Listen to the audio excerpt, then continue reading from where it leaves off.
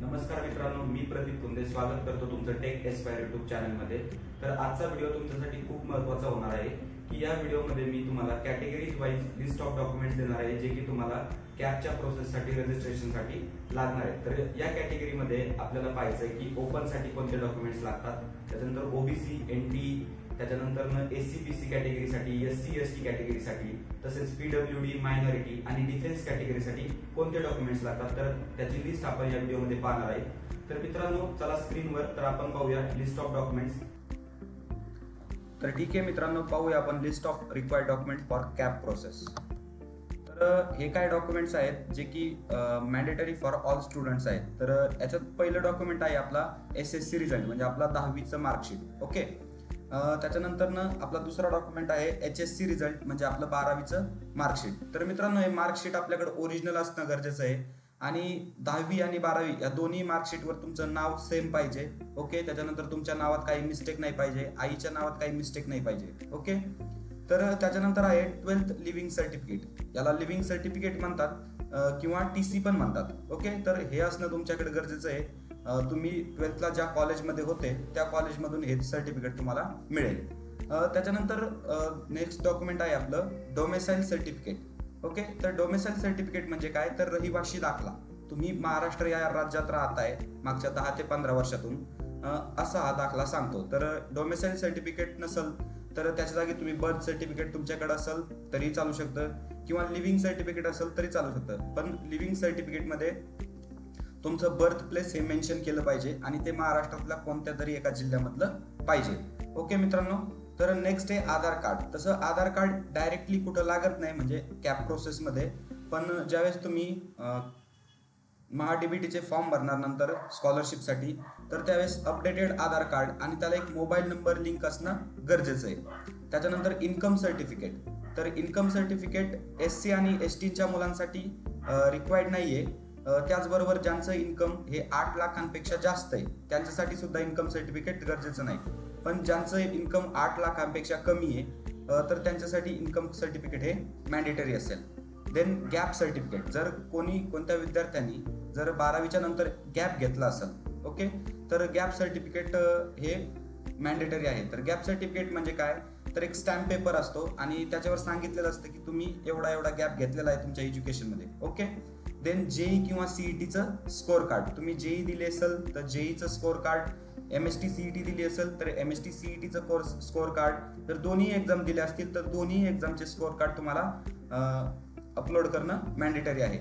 आणि त्याच्यानंतर महत्त्वाचं म्हणजे आपलं आधार आहे हे नॅशनलाइज बँकला लिंक पाहिजे। नॅशनलाइज बँक म्हणजे Punjab National Bank, then State Bank, Central Bank, अशा नॅशनलाइज बँकला आपलं आधार कार्ड लिंक असणं गरजेचं आहे। आणि हे कशासाठी लागतंय, सध्या कॅपसाठी याची गरज नाहीये, पण ज्यावेळेस तुम्ही महाडीबीटीचे फॉर्म भराल त्याच्या स्कॉलरशिपसाठी हे खूप महत्त्वाचं आहे। ओके, तर मित्रांनो, असे कोणते सर्टिफिकेट आहेत तर आपण पुन्हा एकदा रीड करू। एसएससीचा रिझल्ट म्हणजे आपलं 10वीचं मार्कशीट, देन एचएससीचा रिझल्ट 12वीचं मार्कशीट, देन आपला 12वीचा school leaving certificate, okay, then domicile certificate असेल किंवा बर्थ सर्टिफिकेट किंवा लिव्हिंग सर्टिफिकेट की ज्याच्यावर फक्त तुमचं बर्थ प्लेस महाराष्ट्रामधील आहे हे मेन्शन केलं पाहिजे। देन आधार कार्ड असणं गरजेचं आहे, आधार कार्ड अपडेटेड असणं गरजेचं आहे, त्याच्यावर काही चुका नाही पाहिजेत। Then income certificate, okay, then gap certificate म्हणजे जास्त काही नाही, तुम्ही एक सेतू केंद्रामध्ये जर गेले तर तुम्हाला ते नोटरी ऑफिसमध्ये गेले किंवा सेतू केंद्रामध्ये गेले तर तुम्हाला ते गॅप सर्टिफिकेट बनवून देतील। देन जेई आणि सीईटीचं स्कोअर कार्ड हे तर तुमच्याकडे असेल, ओके, आणि then Aadhaar link with bank account. तर ठीक आहे मित्रांनो, ज्यांना कॅप राऊंडमध्ये पार्टिसिपेट करायचंय तर त्यांच्याकडे हे डॉक्युमेंट मॅन्डेटरी असणे गरजेचं आहे। तर मित्रांनो, याच्यानंतर आपण पाहू category wise document required for cap process. तर कॅटेगरी वाईज म्हणजे समजा पहिली कॅटेगरी आहे ओबीसी, एसबीसी, एनटी, देन व्हीजेडीटी, याच्यासाठी कोणते डॉक्युमेंट्स लागतात एक्स्ट्रा। तर मित्रांनो, जेवढे आपले डॉक्युमेंट्स आहेत ते आपले सर्व स्टेट गव्हर्नमेंटचे असणं गरजेचं आहे। ओके, सर्वप्रथम येतं कास्ट सर्टिफिकेट, त्याच्यानंतर कास्ट व्हॅलिडिटी सर्टिफिकेट आणि नॉन क्रीमी लेअर सर्टिफिकेट। जे विद्यार्थी ओबीसी, एसबीसी, एनटी किंवा व्हीजेडीटी या कॅटेगरीचे आहेत तर त्यांच्याकडे तीन एक्स्ट्रा डॉक्युमेंट असणं गरजेचं आहे। म्हणजे मॅन्डेटरी डॉक्युमेंट तर तुम्हाला लागणारच आहेत, त्याच सोबत एक्स्ट्रा डॉक्युमेंट म्हणजे कास्ट सर्टिफिकेट एकदम महत्त्वाचं आणि बेसिक डॉक्युमेंट आहे, ते तुम्हाला पाहिजे। त्याच्यानंतर कास्ट व्हॅलिडिटी सर्टिफिकेट आणि non creamy layer certificate. Caste validity certificate म्हणजे जात पडताळणी प्रमाणपत्र. तर हे तुम्हाला कसं मिळणार? ज्यावेळेस समजा तुमच्याकडे कास्ट सर्टिफिकेट आहे आणि तुम्ही सध्या अजून कास्ट व्हॅलिडिटी काढलेली नाही, तर मित्रांनो तुमच्या 12thला ज्या कॉलेजमध्ये ते कॉलेजमध्ये जा, तिथं 15A नंबरचा फॉर्म असतो आणि त्याच्यानंतर एक रेफरन्स लेटर असतं कॉलेजचं. ओके, तर ते तुम्ही घ्या ऑनलाईन, त्याचा फॉर्म भरा. फॉर्म भरल्याचे डॉक्युमेंट्स तुमच्या डिस्ट्रिक्ट लेवलला जमा करा आणि त्याच्यानंतर तुम्हाला कास्ट व्हॅलिडिटी सर्टिफिकेट येईल. तर समजा आता कमी वेळ राहिलाय आणि एवढ्या वेळात कास्ट व्हॅलिडिटी नसेल तर ऍडमिशनचं काय होईल? तर मित्रांनो रजिस्ट्रेशनसाठी किंवा तुमचं स्क्रुटनी व्हेरिफिकेशनसाठी कास्ट व्हॅलिडिटीची रिसिप्ट जरी असेल, तुम्ही अप्लाय जरी केला असेल तरी चालतंय. पण ज्यावेळेस तुम्ही ऍडमिशनला जाणार कॉलेजमध्ये, तर त्यावेळेस तुम्हाला कास्ट व्हॅलिडिटी सर्टिफिकेट हे गरजेचं आहे. नाहीतर तुमचं ऍडमिशन एकतर कॅन्सल होऊ शकतं जर तुम्ही कास्टचा बेनिफिट घेतला असेल तर, किंवा समजा जर ओपनची सीट असेल तर तुमचं ऍडमिशन ओपनमध्ये ट्रान्सफर होऊ शकतं. ओके, तर मित्रांनो अशा प्रकारे होते ओबीसी, एसबीसी, एनटी, व्हीजेडीटी यांच्यासाठी लागणारे सर्टिफिकेट्स. देन एससी आणि एसटी कॅटेगरीसाठी लागतात कास्ट सर्टिफिकेट आणि कास्ट व्हॅलिडिटी सर्टिफिकेट. तर नॉन क्रिमिलेअर हे सर्टिफिकेट एससी आणि एसटीच्या स्टुडंटसाठी लागत नाही. त्याचबरोबर इन्कम सर्टिफिकेट सुद्धा एससी आणि एसटीच्या स्टुडंटसाठी आवश्यक नाहीये. तर मित्रांनो हे होतं एससी आणि एसटीच्या कॅटेगरीच्या मुलांसाठी. तर नेक्स्ट आपण जर पाहिलं फॉर ओपन म्हणजे मराठा SEBC कॅटेगरी, तर SEBC कॅटेगरीसाठी SEBC कास्ट सर्टिफिकेट असणं गरजेचं आहे. त्याच्यानंतर नॉन क्रिमिलेअर सर्टिफिकेट असणं गरजेचं आहे आणि कास्ट व्हॅलिडिटी सर्टिफिकेट असणंही गरजेचं आहे फॉर ओपन मराठा SEBC कॅटेगरीच्या विद्यार्थ्यांसाठी. आपण एक मेन्शन करायचंय की म्हणजे सर्व सर्टिफिकेट्स आपले चेक करायचे की ते प्रॉपर आहेत. सर्व सर्टिफिकेट्सवर आपलं नाव सेम पाहिजे, आपली बर्थ डेट सेम पाहिजे. ओके मित्रांनो, त्याच्यानंतर पुढचं आहे EWS certificate, economic weaker section. तर EWS सर्टिफिकेट सध्या महाराष्ट्र गव्हर्नमेंटने द्यायचे बंद केलेत, पण एक परफॉर्मा व्ही महाराष्ट्र स्टेट गव्हर्नमेंटचा तुमच्याकडे असेल तर चांगलंच आहे, तर ते सर्टिफिकेट तुम्हाला लागणार आहे. ओके, देन मायनॉरिटीच्या स्टुडंटसाठी, तर मायनॉरिटीच्या स्टुडंट म्हणजे मायनॉरिटी म्हणजे जैन, ख्रिश्चन, मुस्लिम यासारख्या मायनॉरिटीज असतात. त्यांना स्पेशल क्वाटा किंवा स्पेशल जागा असतात कॉलेजमध्ये, तर त्यांच्यासाठी एक असतं मायनॉरिटी सर्टिफिकेट, तर ते सर्टिफिकेट तुम्हाला आवश्यक आहे. त्याच्यानंतर आपण पाहू PWD कॅन्डिडेट्स म्हणजे पर्सन विथ डिसेबिलिटी जे कॅन्डिडेट्स आहेत, तर त्यांच्यासाठी काय सर्टिफिकेट लागतात? तर पर्सन विथ डिसेबिलिटी कॅन्डिडेटसाठी आपल्याला डिसेबिलिटी सर्टिफिकेट असणं गरजेचं आहे आणि ते ओरिजिनल असणं गरजेचं आहे. ओके, ओरिजिनल सर्टिफिकेट आपल्याला आपल्या सिव्हिल हॉस्पिटल म्हणजे जे आपले जिल्हा रुग्णालय असतात तिथून मिळेल, किंवा म्हणजेच गव्हर्नमेंट मेडिकल ऑथॉरिटीची साईन असलेलं सर्टिफिकेट आपल्याला गरजेचं आहे PWD कॅन्डिडेट. आणि तुमचं PWD सर्टिफिकेट हे 40 किंवा 40 पेक्षा जास्त पर्सेंटेजचं पाहिजे. 40च्या आतले सर्टिफिकेट व्हॅलिड नाही आहेत फॉर रिझर्वेशन.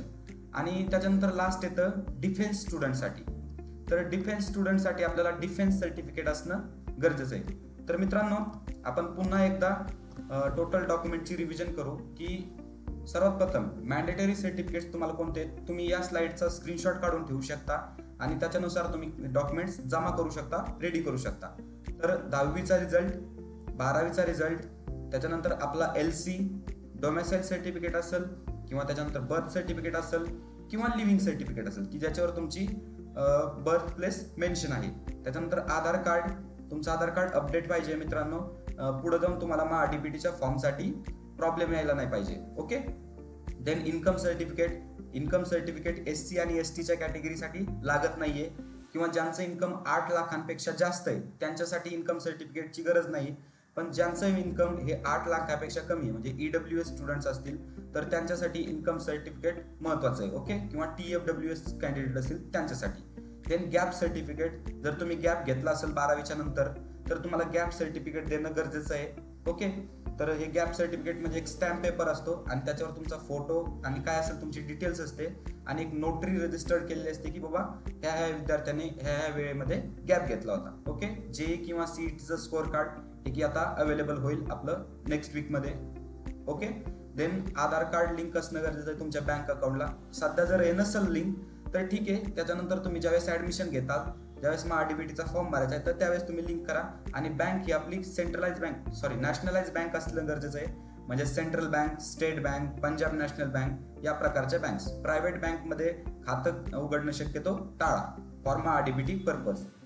त्याच्यानंतर कॅटेगरी वाईज लिस्टमध्ये आपण सर्वात पहिली कॅटेगरी पाहिली ओबीसी, एसबीसी, एनटी, व्हीजेडीटी.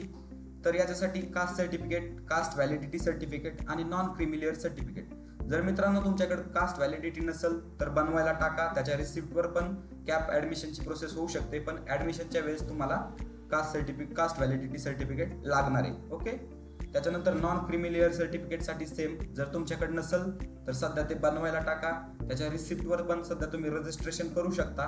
पण ज्यावेळेस तुम्हाला कॉलेजमध्ये ऍडमिशन घ्यायचं आहे फिजिकली जाऊन, तर त्यावेळेस तुम्हाला ते सर्टिफिकेट लागणार आहे. For SC ST category caste certificate, caste validity certificate. त्याच्यानंतर ओपन मराठा म्हणजेच SCBC कॅटेगरीसाठी SCBC caste certificate, non creamy layer certificate आणि कास्ट व्हॅलिडिटी सर्टिफिकेट.